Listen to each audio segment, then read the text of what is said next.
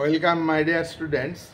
আজকে আমি আলোচনা করব ক্লাস 11-এর পলিটিক্যাল সায়েন্সের চতুর্থ অধ্যায়ের একটি বিষয়। এই বিষয়টি হলো দুষ্পরিবর্তনীয় সংবিধানের সুবিধা বা গুণ বা মেরিটস। তোমরা একাধিক ভিডিও দেখছো এই দুষ্পরিবর্তনীয় সংবিধান এবং সুপরিবর্তনীয় সংবিধানের মধ্যে তুলনামূলক আলোচনার ভিডিও আছে, তোমরা দেখছো। আজকে আমি আলোচনা করছি দুষ্পরিবর্তনীয় সংবিধানের কতগুলি সুবিধা আছে বা গুণ আছে বা এর কতগুলি মেরিট আছে। এক নম্বর সুবিধা স্থায়িত্ব। দুষ্পরিবর্তনীয় সংবিধান সাধারণত লিখিত হয়। এই সংবিধানের বিষয়বস্তু সুনির্দিষ্ট থাকে এবং এই সংবিধান বিশেষ সংস্থা বা কোনো কনভেনশন দ্বারা নির্দিষ্ট সময়ে নির্দিষ্ট সামাজিক, রাজনৈতিক এবং অর্থনৈতিক প্রেক্ষাপটে রচিত হয়। এই সংবিধান একটা স্থায়ী রূপ লাভ করে। এই সংবিধান হচ্ছে অলিখিত সংবিধানের, এই সংবিধান সুপরিবর্তনীয় সংবিধানের মতো এই সংবিধান তোমার স্থায়িত্বের অভাব থাকে না। এই সংবিধান হচ্ছে স্থায়ী সংবিধান। নাম্বার 2, গণতন্ত্রের পক্ষে সুবিধা আছে দুষ্পরিবর্তনীয় সংবিধান। দুষ্পরিবর্তনীয় সংবিধান লিখিত, সুনির্দিষ্ট এবং স্থায়ী বলে এই সংবিধান নাগরিকদের অধিকার সম্পর্কে উল্লেখ থাকে। এই সংবিধানে সরকারের যে ক্ষমতা, সেই ক্ষমতা সুনির্দিষ্টভাবে উল্লেখ থাকে। সরকার খেয়াল খুশি মতো সিদ্ধান্ত নিতে পারে না। এই সংবিধানে নাগরিকদের অধিকারের কথা লিপিবদ্ধ থাকে। তাই এই সংবিধানকে সহজে পরিবর্তন করা যায় না এবং সরকার সহজে পরিবর্তন করে গণতন্ত্রকে হত্যা করতে পারে না। দুষ্পরিবর্তনীয় সংবিধানকে সংশোধন করতে গেলে আইনসভার 2/3 অংশ অর্থাৎ 3 ভাগে 2 ভাগ সদস্যের সংখ্যাগরিষ্ঠের সদস্যের প্রয়োজন। তাই এই সংবিধানকে সহজে পরিবর্তন করা যায় না। গণতন্ত্র রক্ষিত হয় এই দুষ্পরিবর্তনের সংবিধানে। নাগরিক অধিকারকে, নাগরিকদের বিশেষ সুযোগ সুবিধাগুলিকে সরকার খেয়াল খুশি মতো কেড়ে নিতে পারে না সংশোধনের মধ্য দিয়ে। তার কারণ এই সংবিধান 2/3 মেজরিটির ভিত্তিতে সংশোধিত হয়। নাম্বার 3 নম্বর সুবিধাকে, এই দুষ্পরিবর্তনের সংবিধানে সাংবিধানিক আইন এবং সাধারণ আইন 2 প্রকারের আইন থাকে এবং এই 2 আইনের মধ্যে পার্থক্য থাকে। সাংবিধানিক আইন কাকে বলে? সাংবিধানিক আইন হলো দুষ্পরিবর্তনের সংবিধানে যে আইনগুলি উল্লেখ আছে, শাসন সংক্রান্ত আইন, বিধি, নিয়ম কানুন, মৌলিক নিয়ম কানুন লিপিবদ্ধ আছে, সেগুলি হচ্ছে সাংবিধানিক আইন। অন্যদিকে দেশের আইনসভা যে আইন তৈরি করে, অধিবেশনের মধ্য দিয়ে বিল আকারে আইনের খসড়া তুলে ধরে সেখানে তর্ক বিতর্কর আলোচনার মধ্য দিয়ে পাশ হয় এই সংবিধান। এটা হলো সাধারণ আইন। এই সাধারণ আইন এবং সাংবিধানিক আইনের মধ্যে পার্থক্য আছে। সাধারণ আইন পাশ করার ক্ষেত্রে সাংবিধানিক আইনকে গুরুত্ব দিতে হয়। যে কোনো আইন, সাধারণ আইন পাশ করা দেশের আইনসভার পক্ষে সম্ভব নয়। 4 নম্বর সুবিধাকে, যুক্তরাষ্ট্রীয় কাঠামোতে দুষ্পরিবর্তনীয় সংবিধান প্রয়োজন, উপযোগী। এই যুক্তরাষ্ট্রীয় কাঠামোতে 2 ধরনের সরকার থাকে।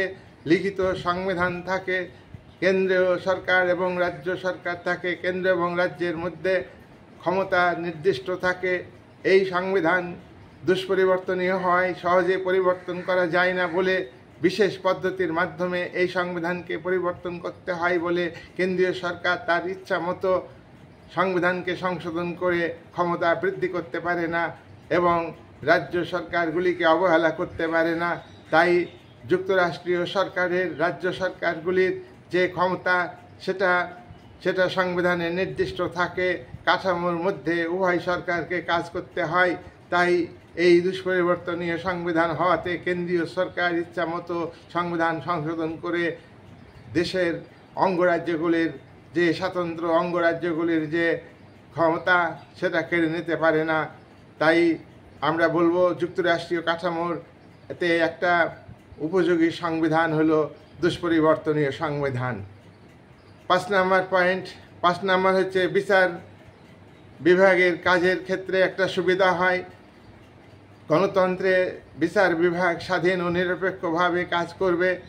সংবিধান দুষ্পরিবর্তনীয় হলে বিচার বিভাগ সংবিধানে উল্লেখিত নির্দিষ্ট ক্ষমতার মধ্যে কাজ করতে পারবে, স্বাধীনভাবে কাজ করতে পারবে। আইন ও শাসন বিভাগ হচ্ছে রাজনৈতিক বিভাগ। দুষ্পরিবর্তনীয় সংবিধান হওয়াতে আইন বিভাগ সহজে এবং শাসন বিভাগ সহজে তোমার সংবিধান সংশোধন করে বিচার বিভাগের স্বাধীনতাকে, বিচার বিভাগের ক্ষমতাকে কেড়ে নিতে পারে না। তাই যুক্তরাষ্ট্রীয় তাই দুষ্পরিবর্তনীয় সংবিধান হলে বিচার বিভাগের সুবিধা হয়।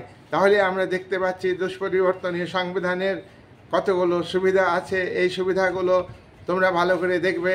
এবার আমি আলোচনা করব এই ভিডিওতেই যে দুষ্পরিবর্তনীয় সংবিধানের কি কি অসুবিধা আছে। শুধু সুবিধাই নাই, আমরা 5টা সুবিধা উল্লেখ করেছি। 1 নম্বর সুবিধা হলো স্থায়িত্ব, গণতন্ত্রের পক্ষে সুবিধা। 2 নম্বর, 3 নম্বর হচ্ছে 2 প্রকার আইনের মধ্যে পার্থক্য, সাংবিধানিক আইন এবং সাধারণ আইনের মধ্যে পার্থক্য।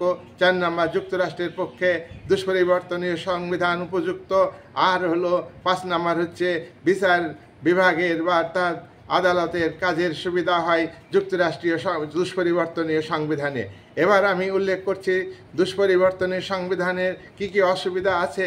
দুষ্পরিবর্তনীয় সংবিধানের কতগুলি অসুবিধা আছে। সুবিধা যেমন আছে আমরা আলোচনা করেছি, তেমনি কতগুলি অসুবিধা আছে, ডিমেরিট আছে। 1 নম্বর অসুবিধা হলো রক্ষণশীলতা, কনজারভেটিভনেস, অর্থাৎ দুষ্পরিবর্তনীয় সংবিধান নির্দিষ্ট সময়ে সুনির্দিষ্ট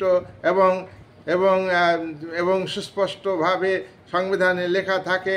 একটা নির্দিষ্ট অর্থনৈতিক, সামাজিক, রাজনৈতিক প্রেক্ষাপটে এই সংবিধান দুষ্পরিবর্তনের সংবিধান রচিত হয় এবং সহজে এই সংবিধান পরিবর্তন করা যায় না, যুগের উপযোগী করা যায় না। অসুবিধা আছে, 2/3 মেজরিটি সবসময় সরকারের থাকে না এবং এই থাকলেও এই পদ্ধতিতে সংবিধান সংশোধন করাটা অত্যন্ত কঠিন। তাই এই সংবিধানকে আমরা বলবো, দুষ্পরিবর্তনের সংবিধানকে আমরা বলবো রক্ষণশীল সংবিধান। নাম্বার 2, দুষ্পরিবর্তনের সংবিধানে বিপ্লবের সম্ভাবনা থাকে। বিপ্লব হচ্ছে সামাজিক, রাজনৈতিক, অর্থনৈতিক অসাম্যের বিরুদ্ধে একটা আন্দোলন, একটা লড়াই, একটা সংগ্রাম, ক্ষমতাসীন সরকারকে পদচ্যুত করবার একটা পদ্ধতি, একটা প্রক্রিয়া, যে প্রক্রিয়ার মধ্য দিয়ে সমাজ ব্যবস্থা, রাজনৈতিক কাঠামোর পরিবর্তন হয়, মৌলিক পরিবর্তন হয়। সেই যে বিপ্লব, এটা গণতান্ত্রিক কাঠামোতে শাসক শ্রেণী চাই না। তাই দুষ্পরিবর্তনীয় সংবিধানে যদি হয়, সহজে সংবিধানকে পরিবর্তন করা যায় না, যুগের উপযোগী সংবিধান সংশোধিত করা যায় না। সুপরিবর্তনীয় সংবিধানে যে সুবিধা আছে, দুষ্পরিবর্তনীয় সংবিধানে সেই সুবিধা নেই। তাই জনগণের মধ্যে দীর্ঘদিন ধরে ক্ষোভ পুঞ্জীভূত হতে পারে। সেই ক্ষোভের বহিঃপ্রকাশ হচ্ছে বিপ্লব বা গণবিদ্রোহ। তাই দুষ্পরিবর্তনীয় সংবিধানে তোমার বিপ্লবের সম্ভাবনা থাকে। অর্থনৈতিক, সামাজিক, রাজনৈতিক বঞ্চনার বিরুদ্ধে সাধারণ মানুষ ক্ষোভে পুঞ্জীভূত ক্ষোভকে প্রকাশ করতে পারে এই দুষ্পরিবর্তনীয় সংবিধান হলে। নাম্বার 3, জরুরি অবস্থাতে উপযোগী নয়। দুষ্পরিবর্তনীয় সংবিধানকে সহজে পরিবর্তন করা যায় না। বর্তমান যে পরিস্থিতি, যে সংকটজনক অবস্থা সৃষ্টি হয় হঠাৎ করে, সেই সংকটজনক অবস্থাকে মোকাবেলা করতে গেলে সংবিধানকে সুপরিবর্তনীয় হলে ভালো হয়। কিন্তু দুষ্পরিবর্তনীয় সংবিধানে সহজে হঠাৎ করে সংবিধান সংশোধন করা যায় না। তাই জরুরি অবস্থাতে দুষ্পরিবর্তনীয় সংবিধান উপযোগী নয়। 4 নম্বর অসুবিধা, 4 নম্বর ত্রুটি হলো যে দুষ্পরিবর্তনীয় সংবিধানে বিচার বিভাগের প্রাধান্য বৃদ্ধি পায়। বিচার বিভাগ স্বাধীন ও নিরপেক্ষ, তার নামে বিচার বিভাগ বিশেষ ক্ষমতা ভোগ করতে পারে। আইন বিভাগের তৈরি আইনকে দুষ্পরিবর্তনীয় সংবিধানে একটা সংবিধান বিরোধী অজুহাত দেখিয়ে বাতিল করে দিতে পারে। এখানে বিচার বিভাগ অত্যন্ত বেশি ক্ষমতা ভোগ করতে পারে, বিচার বিভাগ প্রাধান্য বিস্তার করতে পারে। যেমন মার্কিন যুক্তরাষ্ট্রের বিচার বিভাগ সে দেশের রাজনৈতিক ব্যবস্থাতে প্রাধান্য বিস্তার করেছে। 5 নম্বর অসুবিধা কি? সরকারের যে বিভিন্ন বিভাগ আছে সেই বিভাগগুলির মধ্যে একটা একটা প্রতিযোগিতা, এই প্রতিযোগিতা অকাম্য প্রতিযোগিতা। সরকারের 3টি বিভাগ তোমরা জানো, আইন বিভাগ, শাসন বিভাগ, বিচার বিভাগ। আইন বিভাগের কাজ হলো আইন তৈরি করা, শাসন বিভাগের কাজ হলো সেই আইনকে বাস্তবে রূপায়িত করা, এবং বিচার বিভাগের কাজ হলো আইন বিভাগ যে আইন তৈরি করেছে সেই আইন যথাযথ কিনা তা বিচার করে দেখবে, এবং শাসন বিভাগ যথাযথ আইনকে সঠিকভাবে শাসন বিভাগ প্রয়োগ করেছে কিনা তা বিচার বিভাগ দেখবে। সুতরাং এই 3টি বিভাগের মধ্যে যোগাযোগ থাকে না। যেখানে ক্ষমতার স্বতন্ত্রীকরণ নীতি থাকে সেখানে সরকারের এই 3টি বিভাগের মধ্যে যোগাযোগের অভাব দেখা যায়। তাই সরকারের বিভিন্ন বিভাগের মধ্যে যে প্রতিযোগিতা থাকে তাতে সরকারের মধ্যে ভারসাম্য নষ্ট হয়ে যেতে পারে। তাই এটা গণতন্ত্রের পক্ষে সুবিধা না, এটা অসুবিধা। তাই দুষ্পরিবর্তনের সংবিধান সরকারের বিভিন্ন বিভাগের মধ্যে যে অসম প্রতিযোগিতা সেটা কাম্য নয়। তাহলে আমরা দেখতে পেলাম যে সংবিধান সংশোধনী পদ্ধতির ক্ষেত্রে যে দুটি সংবিধানের কথা আমরা আলোচনা করলাম, একটা হলো সুপরিবর্তনের সংবিধান, আর একটা হলো দুষ্পরিবর্তনের সংবিধান।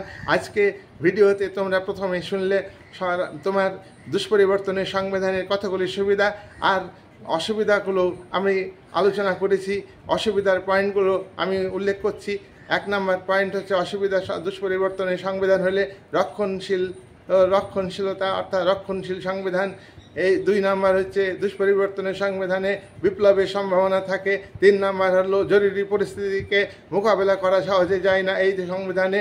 4 নম্বর হচ্ছে বিচার বিভাগের অত্যন্ত প্রাধান্য বৃদ্ধি পায়। 5 নম্বর হচ্ছে সরকারের বিভাগের মধ্যে প্রতিযোগিতা অকাম্য, বিশাল প্রতিযোগিতা বৃদ্ধি পায়, এটা অকাম্য, এটা সঠিক নয়। তাহলে আমরা আজকের ভিডিওতে আলোচনা করলাম দুষ্পরিবর্তনের সংবিধানের সুবিধা অসুবিধা। যাই হোক, সংবিধান দুষ্পরিবর্তনীয় না সুপরিবর্তনীয় সেটা বড় কথা নয়।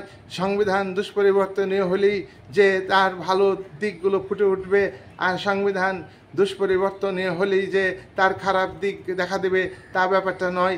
সংবিধান সংশোধন পদ্ধতির উপর নির্ভর করে না সংবিধান সংশোধন।